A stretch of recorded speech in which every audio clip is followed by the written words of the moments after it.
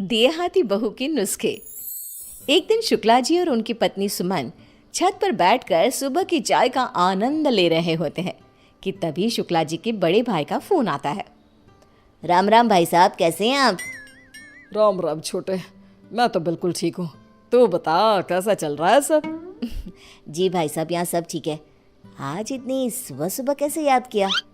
अब क्या बताऊँ, तूने तो गाँव आना जाना ही छोड़ दिया है जब से शहर में बस गया है। अब क्या बताऊँ भाई साहब, काम से फुर्सत ही कहाँ है। याद तो मुझे भी काफ़ी आती है सबकी, लेकिन अब यहाँ भी तो देखना ज़रूरी है ना। हाँ, ये बात तो है। अच्छा छोटे, वैसे मैंने ये बताने के लिए फ़ोन किया था कि अपना राजू है ना, उसकी नौकरी तुम्हारे ही शहर में लगी है। अरे वाह, ये तो बड़ी अच्छी बात है। हाँ, लेकिन एक दिक्कत है, उसका रहने का इंतज़ाम होने में अभी कुछ वक्त लग जाएगा।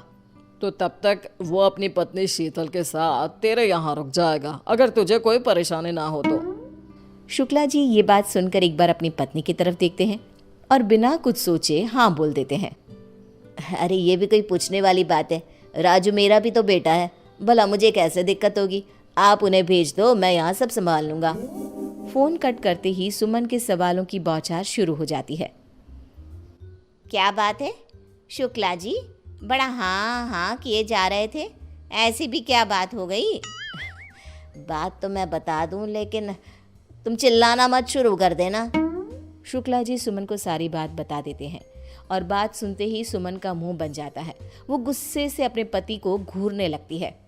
तुम्हें हाँ कहने की क्या ज़रूरत थी, पहले मुझे बात तो कर लेते। अरे इसमें बात करने की क्या ज़रूरत आ गई, राजू भी तो हमारा बेटा ही है। अगर यहाँ आकर कुछ दिन रह लेगा तो क्या हो जाएगा। जब बात तुम्हारे परिवार की होती है तो तुम्हारे तो तेवर ही बदल जाते हैं। अरे करो जो करना है, मैं तो कुछ बोलूँगी ही नहीं। तुम तो मुझे ऐसे सुना रही हो जैसे पता नहीं कौन आ रहा हो। अरे राजू की बहू आएगी तो तुम्हारी ही मदद हो जाएगी। कुछ दिन तुम भी बहू के सुख ले लेना। हाँ हाँ, देखती हूँ कितना आराम मिलता है मुझे। अगले दिन शाम को दरवाजे की घंटी बजती है। सुमन दरवाज़ा खोलती है। सामने राजू और उसकी पत्नी अपना सामान लिए खड़े होते हैं। सुमन बिना कुछ बोले बस इशारा करके उन्हें अंदर आने को कहती है। नमस्ते चाची जी। नमस्ते चाची जी। नमस्ते, आओ बैठो राजू। सुमन शीतल को ऊपर से लेकर नीचे तक निहारती है। शीतल गांव की साधारण सी लड़की होती है जिसे शहर के तौर तरीकों का कोई अंदाज़ा नहीं होता। शीतल ऊपर सबके साथ बैठने के बजाय नीचे बैठ जाती है। अरे अरे, तुम ये नीचे क्यों बैठ गई? यहाँ शहर में ऐसे कोई नहीं बैठता, यहाँ सबके साथ बैठो। लेकिन चाची जी, गांव में तो बड़े बुजुर्गों के आगे नहीं बैठने देते। कोई बात ना है, मैं यहाँ ठीक हूँ ना चाची जी। तभी शुक्ला जी अपने कमरे से बाहर आते हैं। अरे आ गए राजू बेटा, कैसा रहा सफ़र? कोई दिक्कत तो नहीं हुई ना? नहीं नहीं चाचा जी, सब बढ़िया रहा। शुक्ला जी राजू के गांव के हालचाल लेते हैं। तभी सुमन राजू और शीतल को उनका कमरा दिखाने की बात करती है। चलो तुम दोनों को तुम्हारा कमरा दिखा देती हूँ। हाँ हाँ, तुम दोनों आराम करो, बाद में बात करते हैं हम। सुमन उन्हें कमरा दिखा कर आती है और अपने पति को सुनाने लगती है। ये कितने दिन तक रुकेंगे? मैं ज़्यादा दिन तक सबकी सेवा नहीं कर सकती, और शीतल को देखकर तो लगता ही नहीं कि उसे शहर का कुछ अता पता भी है। ऐसे में सारा काम तो मेरे हिस्से ही आ जाएगा ना। देखो, अब तुम ड्रामा मत शुरू कर दो। और श्रुति कहाँ है?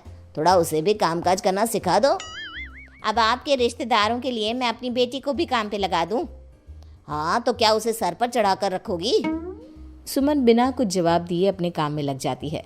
अगले दिन सुमन किचन में काम कर रही होती है तो शीतल मदद करने आती है। अरे चच्ची जी, आप क्यों परेशान हो रही है? हमें बताइए, हम बना देते हैं। तू क्या मदद करेगी? अच्छा एक काम कर, ये सामान मुझे मिक्सी में पीस कर दे दे। लेकिन मुझे तो मिक्सी चलानी नहीं आती। सुमन शीतल को ताना मारते हुए कहती है। अब तुमसे क्या काम कहूँ, तुम्हें यहाँ शहर का कुछ समझ में तो आने वाला नहीं। शीतल उदास हो जाती है। तभी श्रुति किचन में आती है। मम्मी देखो ना, मेरी ड्रेस पे ये कैसा निशान लग गया। अरे ये किस चीज़ का दाग लग गया? अब मुझे क्या पता, मैं क्या करूं? आज पार्टी में मुझे यही पहनना था। कुछ करो ना मम्मी, मेरी ड्रेस खराब हो जाएगी। ओहो, क्या मुसीबत है। अच्छा रुक, थोड़ी देर में देखती हूँ। सुमन को काम में लगा देखकर शीतल श्रुति की मदद करने को कहती है। चाची जी, ये दाग मैं हटा दूं? अरे नहीं नहीं, रहने दो तुम्हें तो पता भी नहीं होगा, मैं देख लेती हूँ। अगर कुछ इधर उधर हो गया ना तो श्रुति मेरी जान खा जाएगी। अरे चाची जी, मेरे पास इसके लिए बड़ा असरदार घरेलू नुस्खा है। अरे कोई भी घरेलू नुस्खा यहाँ के डिटर्जेंट के आगे फेल है, फेल। लेकिन हमारा नुस्खा भी किसी महंगे डिटर्जेंट से कम नहीं है। सुमन चिढ़ जाती है और शीतल को ड्रेस से दाग हटाने का एक मौका दे देती है। साथ ही चेतावनी भी देती है कि ड्रेस को कुछ नहीं होना चाहिए। आप चिंता ना करिए चच्ची जी, ड्रेस को कुछ ना होगा। शीतल किचन में से थोड़ा गर्म पानी, नींबू और बेकिंग सोडा लेकर वहाँ से चली जाती है। थोड़ी देर बाद शीतल किचन में आती है और सुमन को ड्रेस दिखाती है। चच्ची जी देखिए तो, दाग निकल गया। अरे वाह भाभी, आपके नुस्खे ने तो कमाल ही कर दिया। मुझे तो लगा ही नहीं था कि ये दाग कभी जाएगा भी, लेकिन आपने कमाल कर दिया। सुमन हैरान हो जाती है, लेकिन शीतल को नीचा दिखाने के लिए उसे सुनाने लगती है। इसमें कौन सी बड़ी बात हो गई, ये साबुन से भी छूट जाता, और वैसे भी ये घरेलू नुस्खे तो मुझे भी आते हैं। लेकिन मम्मी, मैंने भी साबुन से कोशिश की थी, उससे कुछ नहीं हुआ। आप कुछ भी कहो, ये नुस्खा सच में कमाल का था। सुमन का मुंह बन जाता है और वो अपने काम में लग जाती है। ऐसे ही एक दिन शाम को सुमन के घर पे कुछ रिश्तेदार आने वाले होते हैं। सुमन और शीतल खाने की तैयारी कर रही होती है। वहीं शुक्ला जी और राजू भी ड्राइंग रूम में बैठकर बातें कर रहे होते हैं।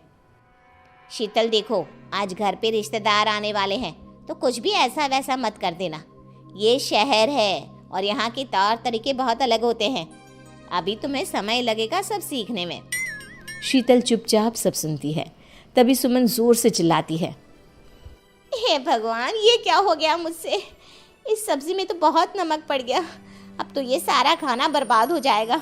रिश्तेदार भी आ ही रहे होंगे, क्या करूं मैं? सुमन को परेशान देख शीतल झट से आटे की 2-4 गोलियां बना के सब्जी में डाल देती है और थोड़ा घी भी डाल देती है। अरे क्या कर रही हो तुम? पहले ही सब्जी में इतना नमक है, अब तुम इसे और खराब ना करो। तुम जाओ यहाँ से, मैं सब संभाल लूंगी। चाची जी, आप क्यों परेशान हो रही हो? आपकी परेशानी यूं दूर हो जाएगी। अब भी ये जो आटे की गोलियां डाली है ना, इसमें सब्जी का नमक ठीक हो जाएगा। अच्छा, और अगर नहीं हुआ तो इसकी जिम्मेदारी तुम्हारी होगी। थोड़ी देर बाद सुमन सब्जी का नमक चेक करती है और नमक सच में ठीक हो जाता है। क्या कहा था मैंने चाची जी? हो गई ना आपकी चिंता दूर? सुमन हंसने लगती है। सारे गेस्ट आ जाते हैं। सुमन राजू और शीतल को सबसे मिलवाती है। शीतल और सुमन सबको खाना खिलाते हैं। अरे वाह सुमन, ये सब्जी तो बहुत अच्छी बनी है।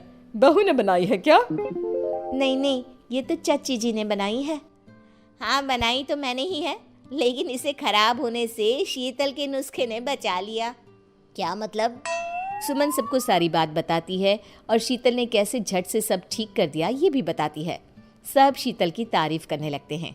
अरे वाह, तुम्हारी बहू के नुस्खे तो बड़े कमाल के हैं। आज तो सुमन की सब्जी को बचा लिया शीतल ने। अरे कहीं इसी खुशी में खीर में भी तो नमक नहीं डाल दिया ना तुमने? सब हंसने लगते हैं।